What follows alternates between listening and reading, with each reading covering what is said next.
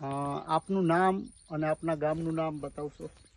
મહેન્દ્રભાઈ બેચરભાઈ કળથિયા, ગામ ઢાકણિયા, તાલુકો જિલ્લો બોટાદ. અચ્છા મહેન્દ્રભાઈ, આ કપાસનું વાવેતર તમે ક્યારે કરેલું હતું? 1/6 1 જૂને વાવેલું હતું. 1 જૂને. બરાબર છે. અને આ વેરાયટી કઈ વેરાયટી છે? સાગર 301. સાગર 301. હા.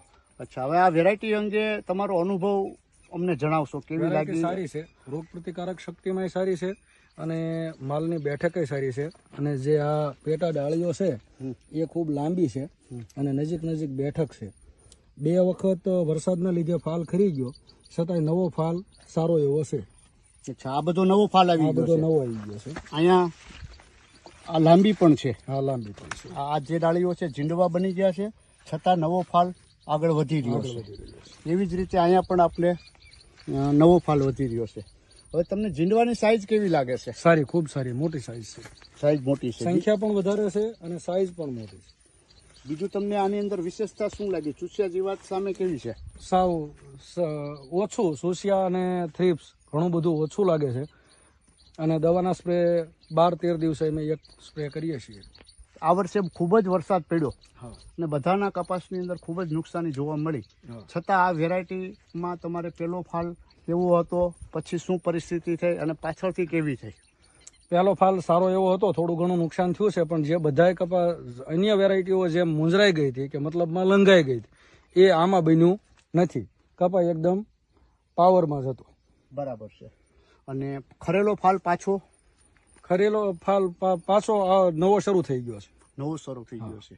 એટલે લાંબા ગાળે આપણે જોઈએ તો આ વેરાયટી ખેડૂતોને આવી કોઈ પણ કુદરતી આફતી આવે છતાંય ફરી ફાલ આપવાની ક્ષમતા છે. જેને આપણે કહી શકાય કે આ વેરાયટી કોઈ પણ સંજોગોમાં ખેડૂતોને નિષ્ફળ ના થવા દે. ઝીંડવા 5 પેશીના તમને જોવા મળે છે. 5 પેશીના છે.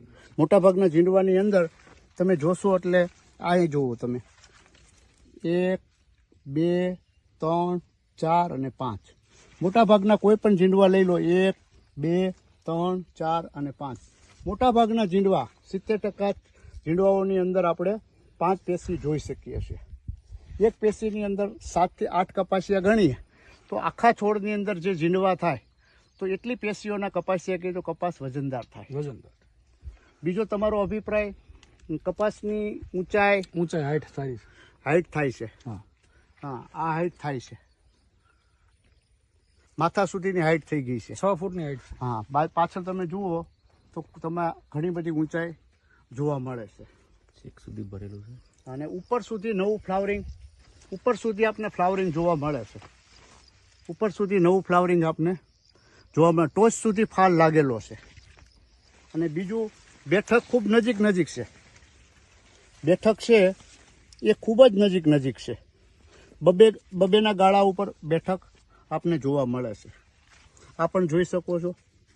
2 આની બાજુમાં પણ નવું ફૂટી ગયું છે.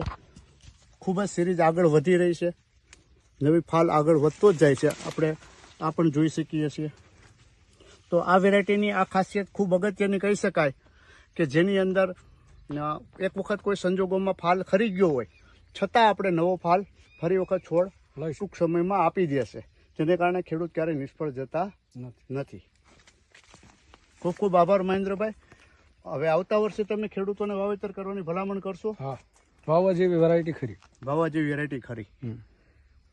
તો આવતા વર્ષે તમે ખેડૂતોને આને વાવેતર માટે ભલામણ કરશો? હા. અને ખૂબ આગળ તમારા ગામના બીજા ખેડૂતો પણ વાવે એ બાબતે માર્ગદર્શન આપજો. ચાલો, રામ રામ. રામ રામ.